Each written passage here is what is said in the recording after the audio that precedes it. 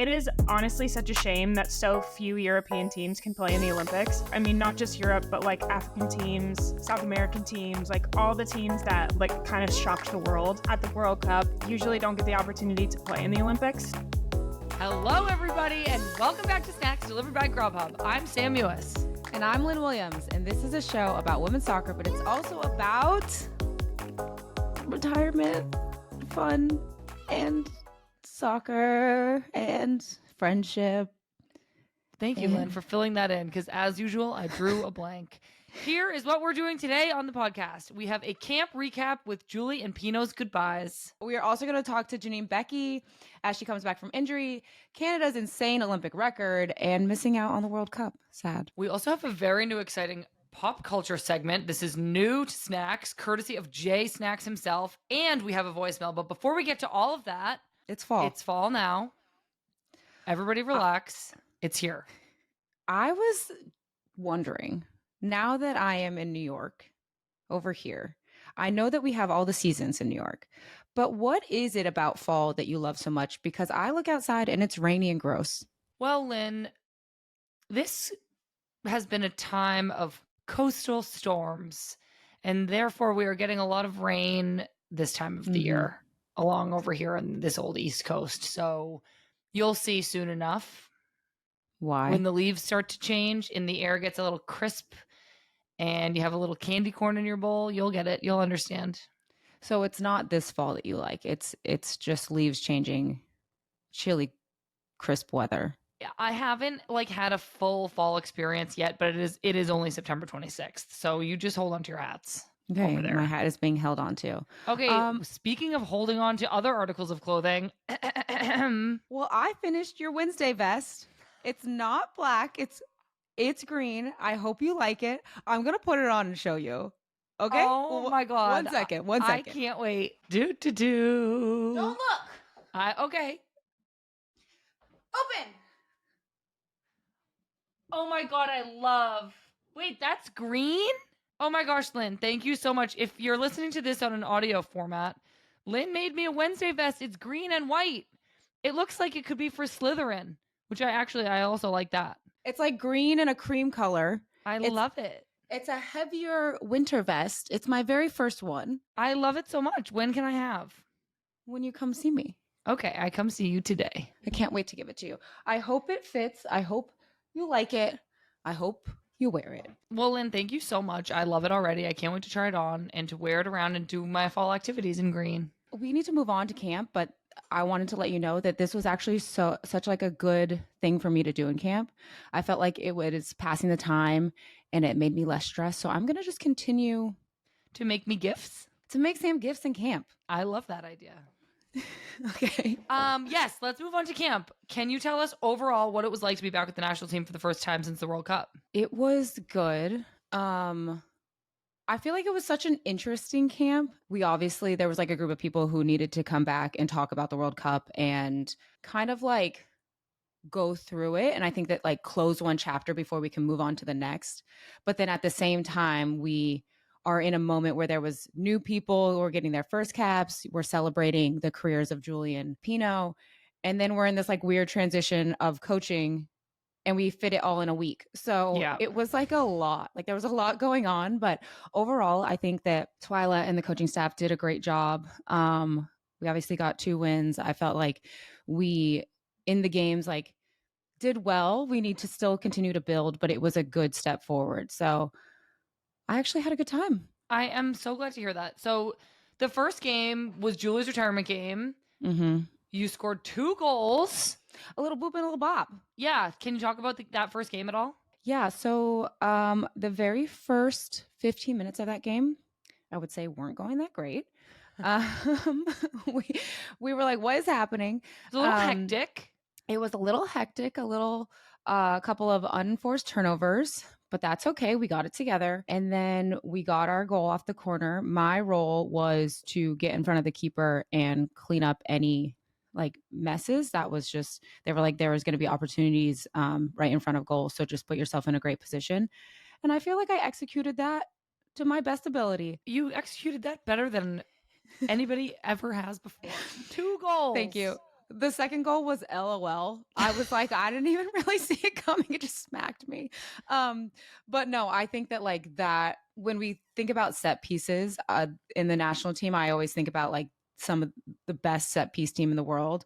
And I thought that the delivery was great. And then I don't get those goals without Julie and Lindsay flicking it on. So I think sometimes we only look at like the goal scorer, we look at the service, but we don't look at every single piece and person that had to do their role. And so like Lindsay had to get the flick, Sunny had to deliver it great. Everybody had to block for them so they could get those, and you know that. So I was just really proud of the team in those moments of like every single person did their role to get a goal and put us on top. Well, there you go, Lynn. Great job. You were also named the Deloitte Player of the Match, so congratulations for that. How was Julie's goodbye, her retirement? Like, can you talk a little bit about the impact that she's had and how the team like handled that sad moment? I know. Well, Sam, you can talk about it too. Like you played with her for a really long time. I know. Look at me interviewing you like I'm freaking Good Morning America. I know. I mean, I think that everybody can recognize the impact Julie has had on the game and on the national team. Obviously, the past couple of years have probably been just like a little bit interesting for her. She like before the Olympics was injured and then went to the Olympics, had a baby, and just to see her come back from that, I think that anybody who has a baby and comes back and plays, and I just give them so much respect because God knows, like after training, all I want to do is lay down and they have to go be a mom and be on all the time. And so it was like bittersweet. I think that for both Pinot and Julie, like you can 100% know in your heart that it's time for you to be done, but also it be sad at the same time. They both gave so much to the game. Julie had such an impact in her career. I feel like she just stepped onto the national team with like such a force and was like, this is my spot. The moment she got her opportunity, it was like, this is my spot and I'm not looking back. We had like, you know how when you do for 100th caps, you sit and you can explain it. Yeah. So when you're celebrating somebody, whether it's for their 100th cap or their retirement game, in the pregame meeting, the U.S. Soccer plays like a little video of their highlights and like important moments from their career. And then players who are really close to them get up and like say a few words about the player. And it's always like a sob fest because like obviously you're there to talk about somebody who means so much to you, and whether they're leaving or they've reached this milestone, it's always just a really emotional day. And it's so wild that we do it right before the game because then everybody's like, oh my God, I love you so much. So how was Julie's? I know it is so weird that we do this before the game. With Pinot's, we did it the night before just because with Julie's, we were like, all right, we can't be doing this before the game. But it was so good. One thing I wanted to say, I can't remember who said it, but like I said, Julie like stepped onto the national team with such a force and took her opportunity. And so they were telling a story about how Algarve or something, like she was the 4th string center back, and then somebody went down.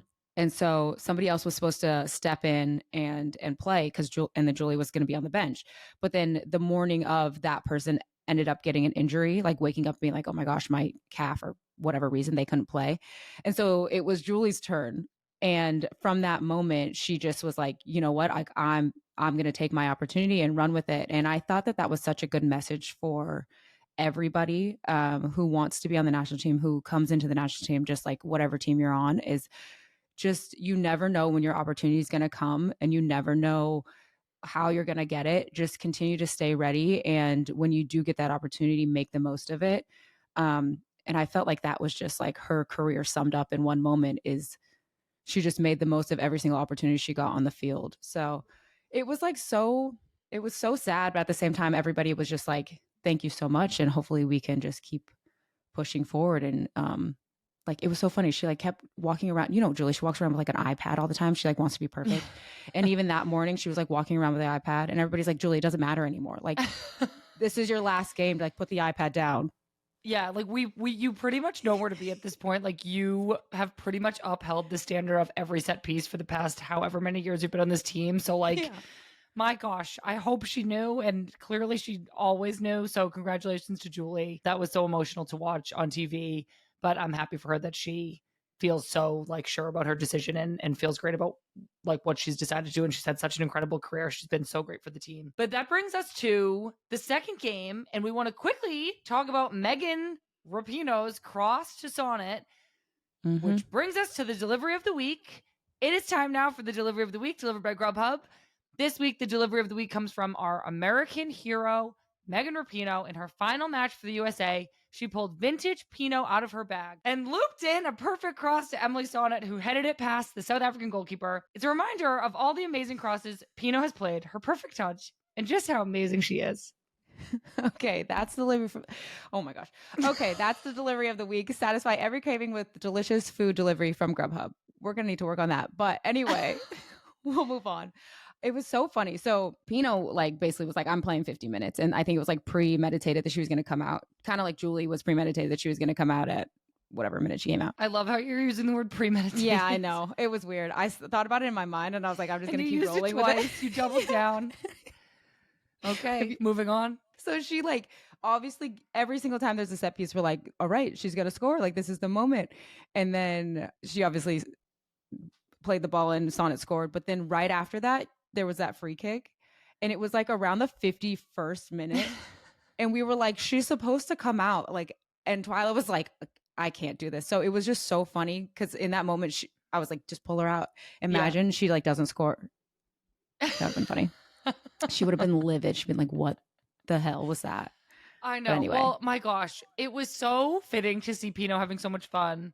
I feel like all the coverage and all like even during the game, like she took every free kick. It was so fun to watch. Like I wish I could have been there to be part of it, but like I felt so happy that Pinot seemed so happy and so content with what she's done. And oh my God, I can't think of anybody who's done more off the field than Pinot, let alone what she's done on the field, which is also kind of like unmatched. So it's like so sad to see her go. But I'm happy for her that she feels like it's her time and she's just accomplished literally everything that you can accomplish. Her impact will live forever within the team and outside the team. Is there anything memorable that sticks out to you about saying goodbye to Pinot? Yeah, well, first of all, I just want to say I think like she has like transcended the sport of soccer. It's crazy. Like she's impacted her generation, our generation, the generation after us, and even people that don't even know how much she's impacted them yet.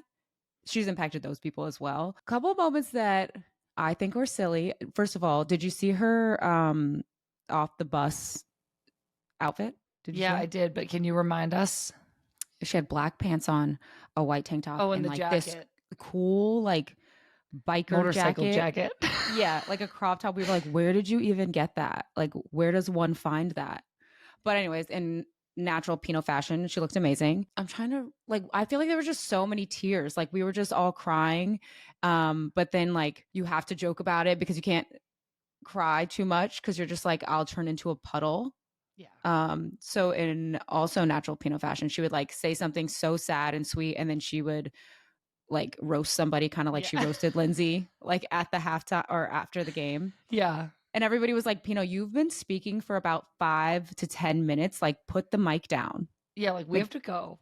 Like, yeah, like it's time. And it was so funny. Like after the game too, Pinot obviously was doing a round and we were like following her. But then she would like stop. And instead of the team going, like we would stop and just stand there. And then we were like standing there for a couple minutes and we were like, wait, should we continue? And then she would like walk a little more and then we would stop. And we were like, nobody cares about us right now. Like, why do we keep just stopping and watching like we her? can go in. Yeah, like it's time for us to go. Pinot was like, yeah, like leave. I don't want you guys around anymore. I'm retiring for a reason. She's like, this is my moment. Leave. Like, okay, sorry. Well, my gosh. Like, congratulations to both Julie and Pinot. I mean, two legends. Like, I can't believe the team has to say goodbye to two incredible players like that in 1 week. So congrats. And the team will really never be the same. Okay. That was NWSL, so sad. Was that too dramatic? And it will never be the same. So we're going to continue. So we better just move on to the NWSL. You're back in New York / New Jersey / Gotham area, the greater Gotham region of New York / New Jersey. You have 3 games left. Yep. You guys are playing Houston, Portland, and Kansas City. How are you feeling? Excited, anxious. I'm not really nervous, but it's just like the table's so tight. I think maybe somebody could do this math for us, but I do not think anybody is in, and I do not think for sure anybody's out, which is crazy at this point in the season. Very crazy. But basically there is 9 points at stake. Gotham girls, good luck. Go baddies. Okay, next up we have Janine Becky, so don't go anywhere. State Farm is a proud sponsor of Snacks and a proud supporter of women's soccer. State Farm believes women's sports deserve so much more attention and airtime. That's why we're committed to ensuring coverage for all women's sports all year round. Thanks to supporters like you listening to podcasts like this, women's sports are going to continue growing, thriving, and capturing more and more fans for years to come. Like a good neighbor, State Farm is there. Today, we have a gold medal winner, an NWSL champion, a two-time FA Cup winner, and a two-time FA League Cup winner, Janine Becky. Welcome to Snacks. Welcome. Thank you guys. So happy to be here. We wanted to ask you, Janine, about when you hurt your ACL, but how your rehab is going. We saw that you were running on the treadmill recently. How are you feeling? Like, how's everything going? I'm doing really well. I will be 6 months post-op at the end of September, which is great. And I'm taking it slow. We're going really conservative, which is what I wanted. You know, I don't want to go through this again. So, Sam, you know all too well about dealing with injuries, unfortunately. So you just kind of like, it's really weird. I was actually talking to Soph Smith this morning, and we were just like, it's kind of like you just got to get through the day and then get to the next one. And then before you know it, you've accumulated this amount of time where you're in a different spot. But yeah, I'm actually, tomorrow will be my 4th day like running on the field with my tennis shoes on. So that's great. I feel good. I'm getting a little bit of like residual knee pain as I start to get back into impact. But long answer, I'm doing really well. That's good. It's so funny because you're right. Like, you get injured and you're like, how on earth am I ever going to get back? And then you just do it and you're like, oh, okay. And then you like look back and you're like, wow, it's been 6 months. I can't believe I've gone through all of these stages already. 100%. I've thought that many times. Like, I remember coming out of surgery being on crutches and I'm like, I don't even think I'm ever going to walk again. Like, so dramatic. And then you start walking and you're like, okay, this feels weird, but I'm fine. And then just like every phase you go through and it's like, this is just how, you know, rehab is just how learning how to do things again goes. But it's strange. It's definitely a weird mental physical connection. Yeah, for sure. How has it been in Portland, like throughout this time? Do you go in with the team all the time? Like, how has the whole process been of like just starting with surgery and going through those first few days and then months? It was such a weird time that I got injured because it was obviously like right at the end of preseason. So everyone's ramping up to start the season. You've got this long journey of the NWSL ahead of you. And then I was like, I'm not going to play this year. So it was really weird for me to kind of understand how that was going to work from just like being around the team kind of thing. The team has been absolutely amazing with me. So my fiance's from Miami. That's where we consider kind of like home now. And I don't have any family or like close friends in the Portland area. So the club was really great with me, let me go down to Miami to get my surgery so that I could, you know, have folks around to take care of me. So I was down there for surgery, spent the next like 6-7 weeks down there starting my rehab. And then I came back in with the team. And the lonely rehab began. I was in the gym a lot by myself, you know, on the bike, that kind of thing. And then with my physical therapist. But now that I'm after, I think it was like the July break, the World Cup break, I really started to spend more time around the team. So that was really nice. And now I'm kind of back in the same rhythm as the whole team. And at the same time as them, I have enough time to go to team meetings now. So trying to get back in the groove of being part of a team. And then it's going to be really weird when all of a sudden, you know, the season's over in a couple of months, not even. It feels like so close and so far away at the same time. And you know, the NWSL, a bunch of wild things are going to happen before the end of the season and stuff that no one expects. So I'm just preparing myself to be surprised by all the wild things that are going to happen. I know the table is like so close right now. It's craziness. It's mayhem. I just wanted to touch on a quote that you said, because you obviously tore your ACL during a time that it seemed like everybody was tearing their ACL or getting injured, and just another mayhem moment. And you said, I'm not going to read we have the quote here. I'm not going to read the whole thing, but basically you're saying if you're going to ask elite athletes to play 50 games a season, you've got to provide them top of the line care. And it's like the men got that, but the women don't. Could you just like elaborate on that a bit, if you don't mind? Yeah, I like that mayhem moment. I feel like you should coin that. That's a great line. It absolutely has been like, we saw multiple mayhem moments and then it just was like one after the next. I think it was like, obviously Viv Miedema did hers and Beth Mead. And then like a couple weeks after I did mine, Leah went down. And it was just Mhm. like we were waiting for the next person to just have this happen. Yeah, I said that in an interview that I did back a couple months ago. And I didn't expect that quote to like get out there, but obviously was really happy that it did because it's so important. And it was interesting because specifically at Arsenal, there was like 5 of them that kind of tore their ACL within a few months of each other. And it just doesn't make sense to me how that can happen in an environment. And obviously, like having played in England, having seen the setup at Arsenal, playing them a bunch of times, I'm sure it has nothing to do with what's going on there, but it's has everything to do with the fact that they changed to the men's schedule. They're playing an insane amount of games a year. You've got league play, league cup play. There's 2 different league cups. There's Champions League, and International duty, like that. Exactly. Add that on top. Yeah. Yeah. So these players are 1, never getting a break. 2, the break that they get in the summer sometimes doesn't even happen if there's a major tournament. And the load that these players are playing under is significantly heavier than what they would have been used to. And so my point in saying that was you're asking these players to play under a really, really heavy load, and then you're not counterbalancing that with extra recovery sessions, equipment, more medical personnel. I think like at City for the men's team, they have some stupid ratio of like 3 players to 1 physio or something like that. Like they just have a wild amount of medical staff. And by stupid, I mean like outrageous. I can't believe that. But that's, if that's how they're, operating, that's how it should be. And you see these Premier League teams that have their big time players available all the time. So they're doing the right things off the field. They've got cryotherapy on their property, like hot tub, cold tub, pool, massage therapy, like everything you can think of. A lot of these like teams that high-level professional athletes who look across all different kinds of sports, they have enough money to hire their whole team of their own people that they see. So even if their team's not providing that, they're getting that.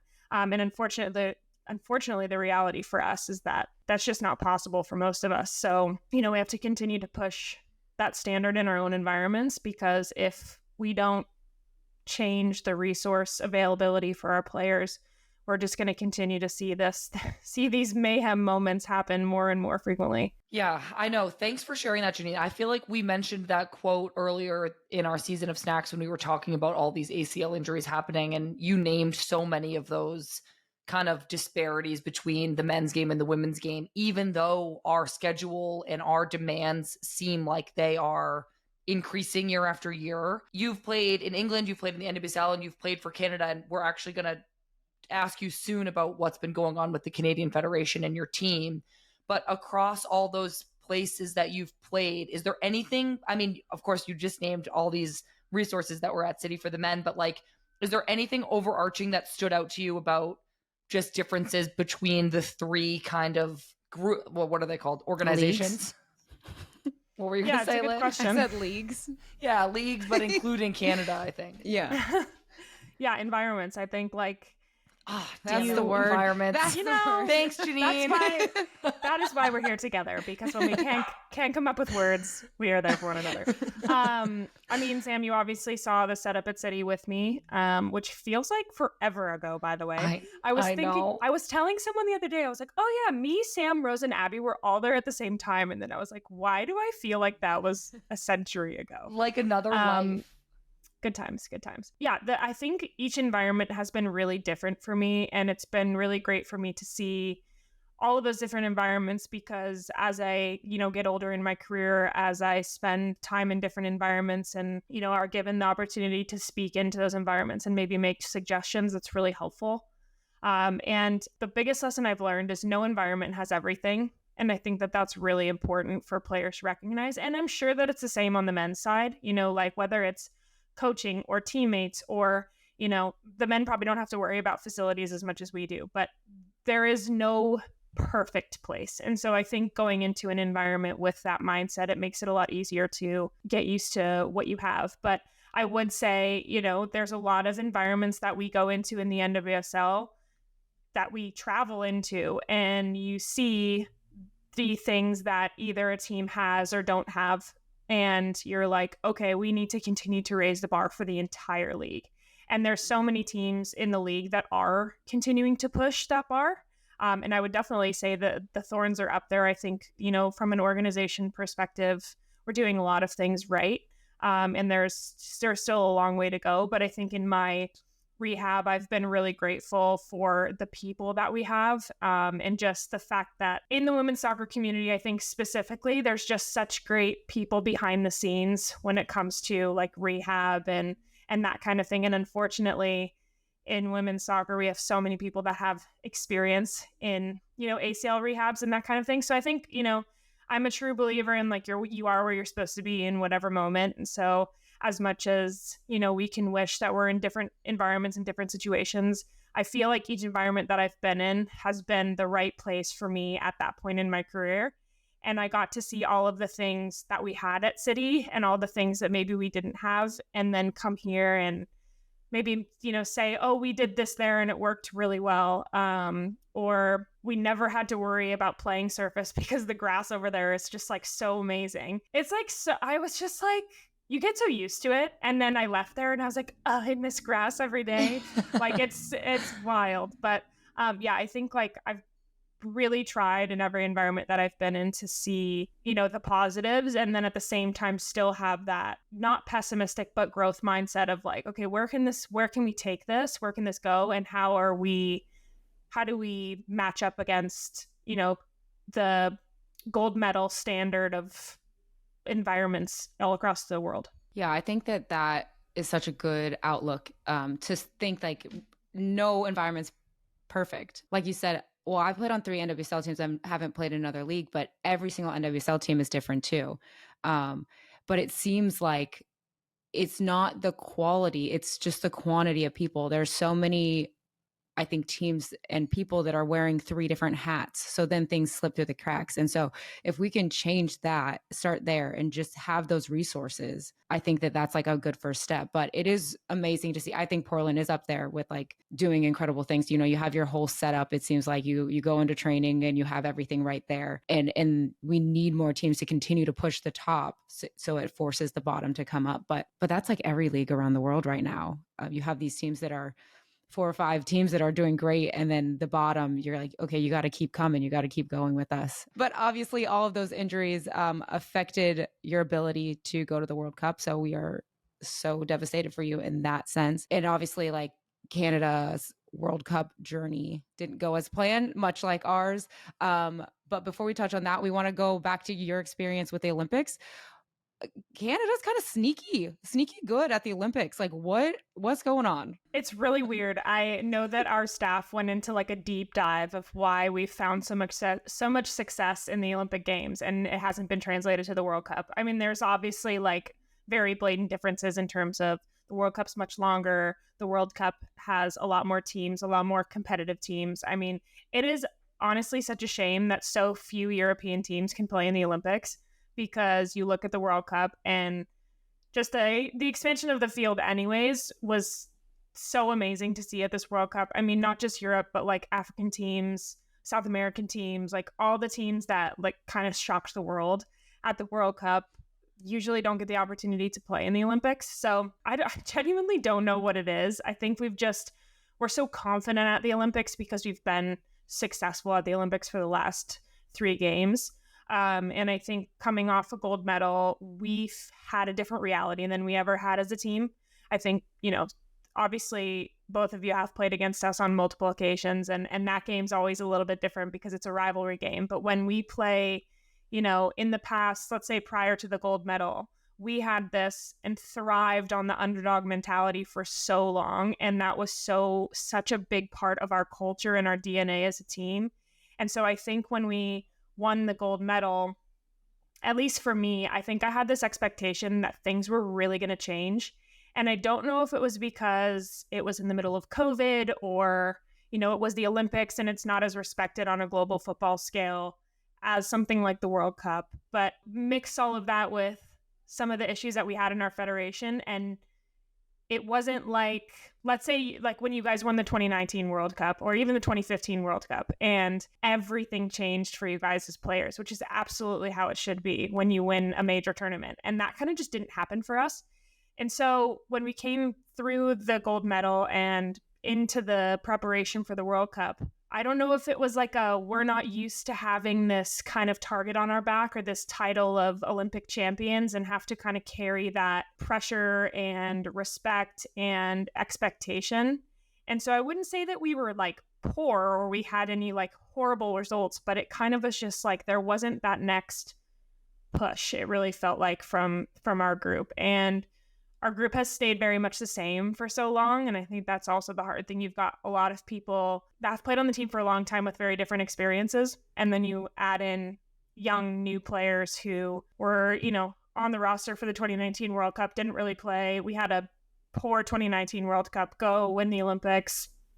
It's all like hoorah. And then we're preparing for the World Cup, going through this fight with our federation and just absolutely plagued with injuries. And it kind of just threw this big wrench in the whole plan of things. And, I think it was kind of just the perfect storm for our team. Yeah, Lynn, you said it. The World Cup was far from ideal for us, but I think it's going to be a really great time to regroup and kind of relight that fire and hopefully go and, obviously here in the next couple of weeks, we've got 2 really important games, and hopefully we can qualify for the Olympics and go do well in the Olympics again. And then we'll revisit the World Cup thing the next time.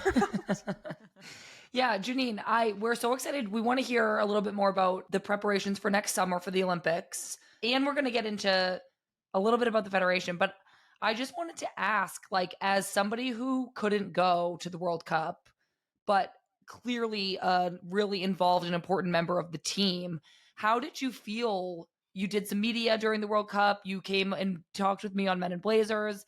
Like, how was that experience for you, having to watch the team go through what they went through and then having to like comment on it? Yeah, it was a combination of a lot of different things.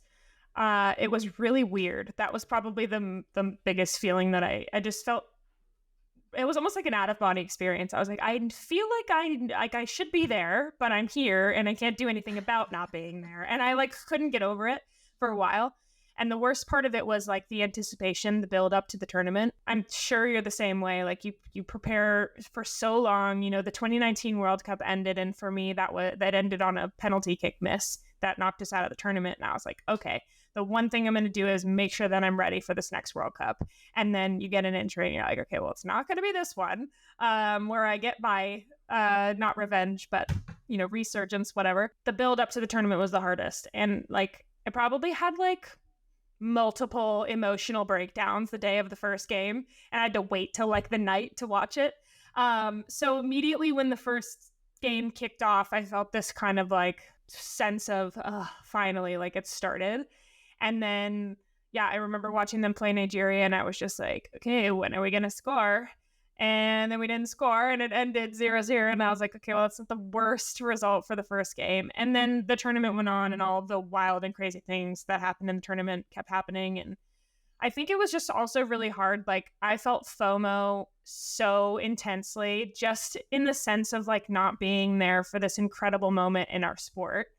And so I guess, being a part of the media in that space keeps you involved. And I'm sure that you felt that too, doing Men in Blazers. Like I am involved in this in some sense, but I would also say it was really hard for me to have like boundaries around what I wanted to do, what I should do, and like how much of it I should do. Because part of me was like, I'm just going to watch the games and I'm not going to do any media and I'm going to stay off social media. And obviously that didn't end up happening, but that was kind of my intention. And then the other thing that was really hard was just like, how much do I talk to the girls? Or like, I was going to say, did you, because you guys were in similar boats. Did you reach out to them at all? Because I'm assuming it felt weird to be like, I know the environment, I know the ins and outs, but then in this one particular moment, you're like, wait, I don't, but I do. Yeah, I was like, I don't know what's going on there.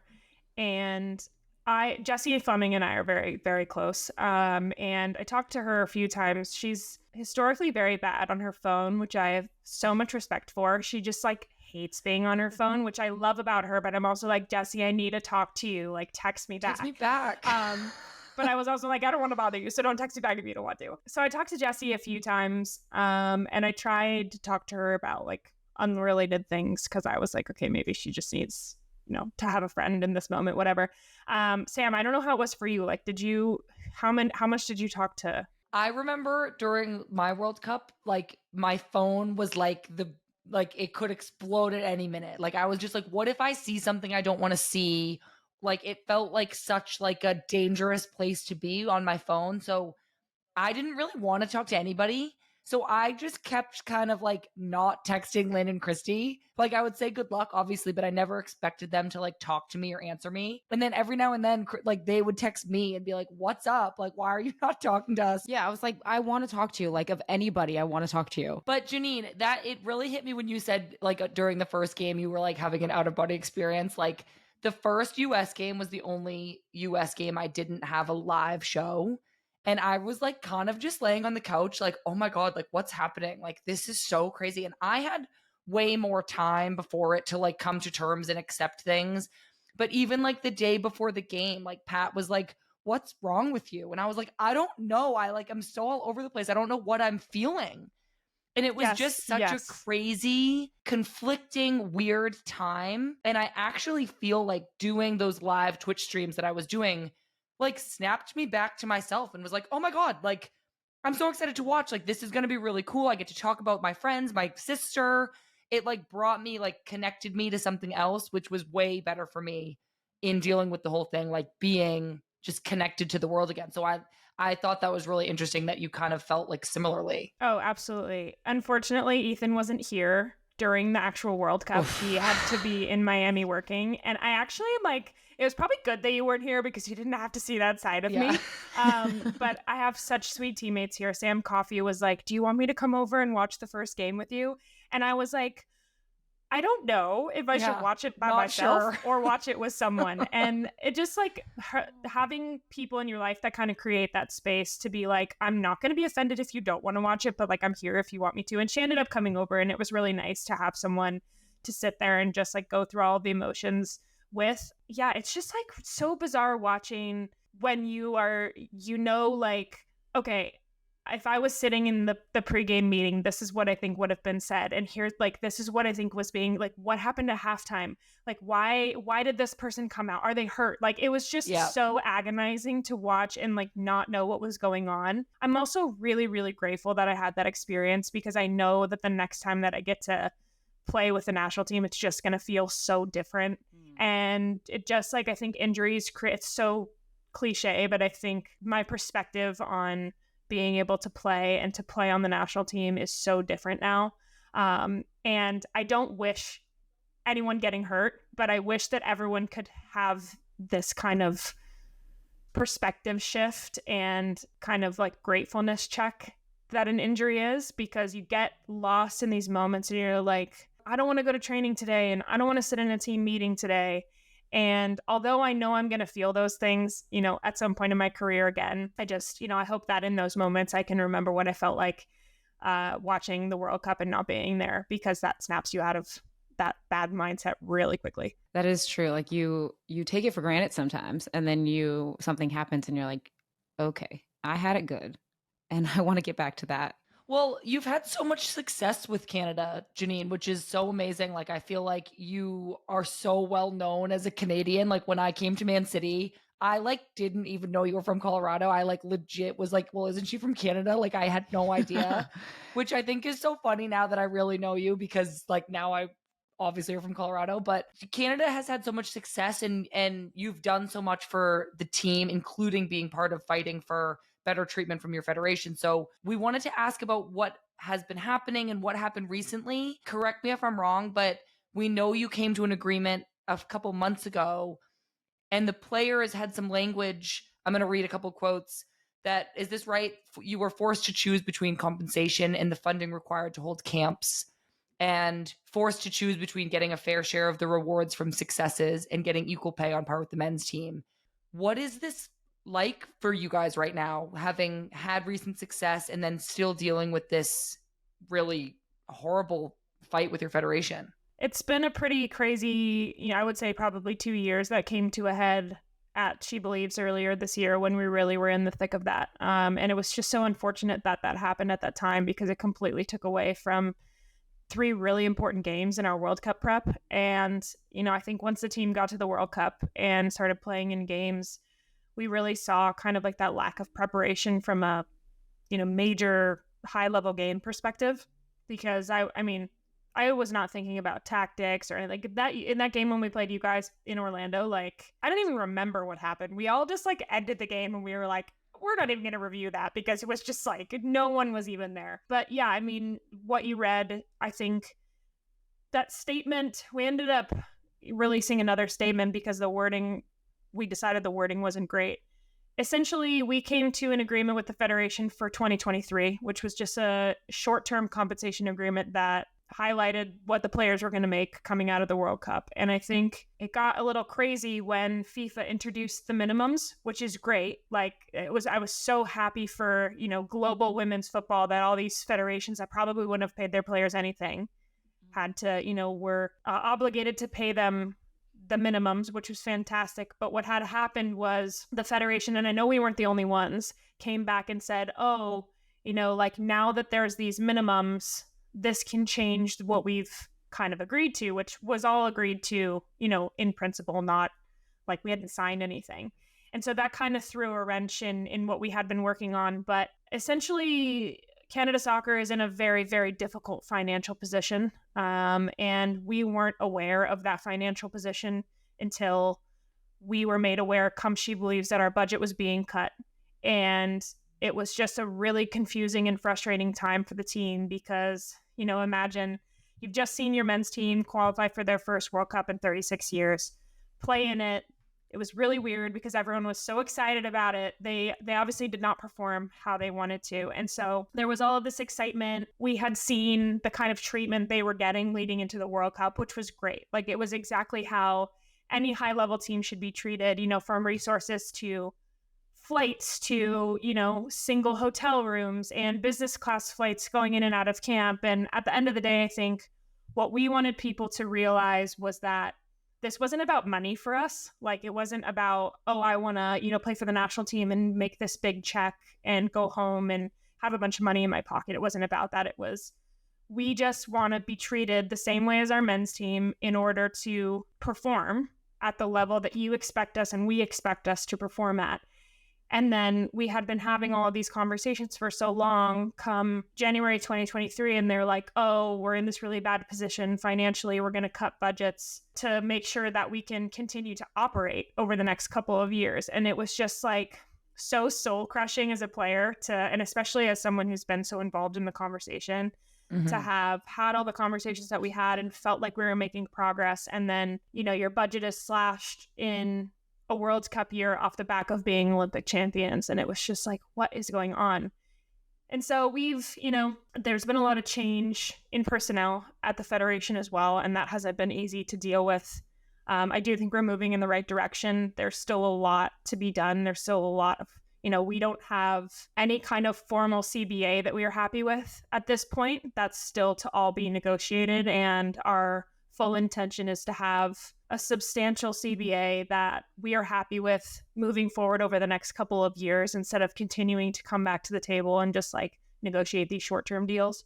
So there's a lot of it that we can't control as players. And I think that's been one of the hardest things. We have our youth teams we have to look out for who have suffered significantly in all of this.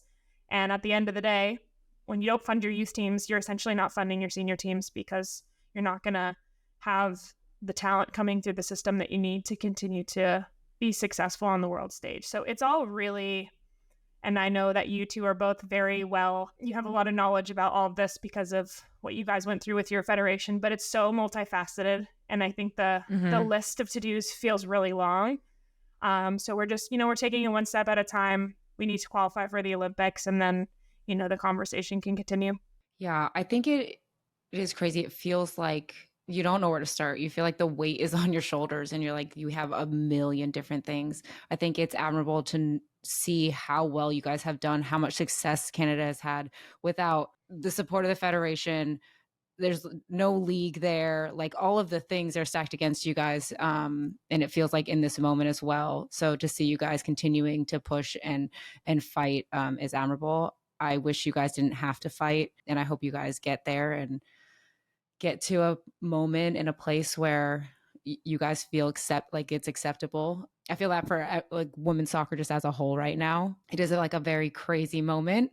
But I think it's also amazing to see how much the world is just backing everybody, backing women's soccer. You look at what just happened at the World Cup in Australia, like that nation, I think will forever be changed. And the amount of resources is going to go into their federation. And so I feel like if there's a moment for the federation to get on board with what's happening, it's now. So I hope that you guys have hope and like light in that movement.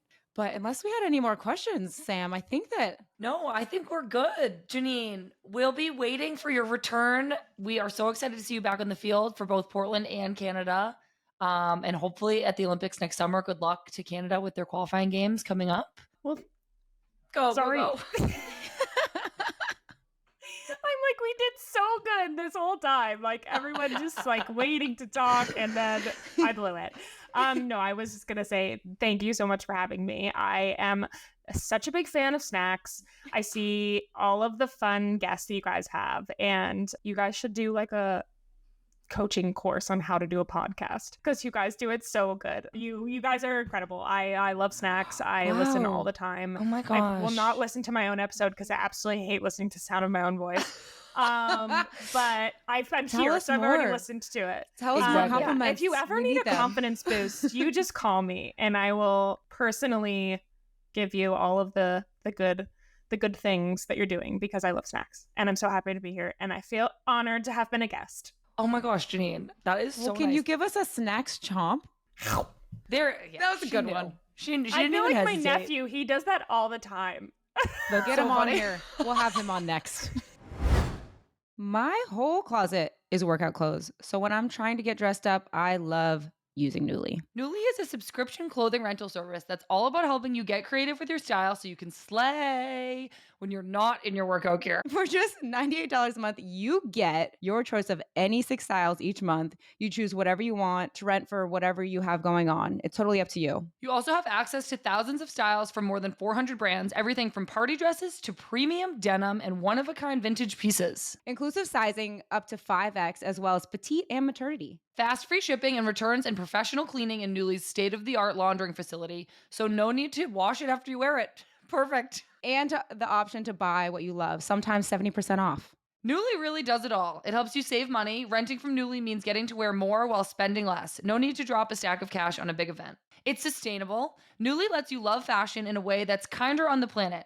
Orders are shipped in recycled, recyclable, and reusable totes with no plastic packaging. Clothes are cleaned out using energy and water-efficient methods, and styles are repaired rather than thrown out. And it's fun. Nuuly gives you everything you need to get inspired, get creative, and explore your style without making commitments. Nuuly is a great value at $98 a month for any 6 styles, but right now you can get $20 off your first month of Nuuly when you sign up with the code SNACKS20. Just go to NUULY.com. That's Nuuly with 2 U's and enter the code SNACKS20 and sign up to get $20 off your first month. That's NUULY.com. Nuuly with 2 U's with code SNACKS20. Nuuly subscription clothing rental. Change your clothes.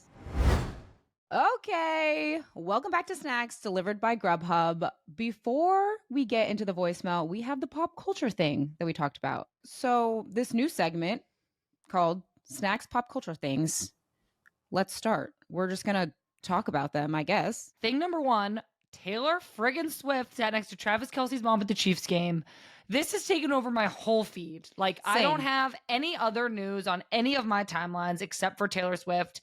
Memes, GIFs, videos, pictures. I'm obsessed. On all the platforms, Twitter, Instagram, TikTok. A thing that I think is funny on TikTok, women have been videoing their husbands and saying, oh my gosh, Taylor Swift was at the Chiefs game. I'm so excited for Travis. She's going to put him on the map. And then the husbands get so upset. Did you see that his jersey sales increased by 400%? So she did put him on the map. Well, like... I think people like started buying his jersey left and right. Like, that's the power of Taylor Swift. I know, but it's just so funny because all Like, these I know husbands he's nasty, but like, he's nasty. All these like husbands are getting so upset though because they're like, "What are you talking about? He's the best tight end in the history of the sport."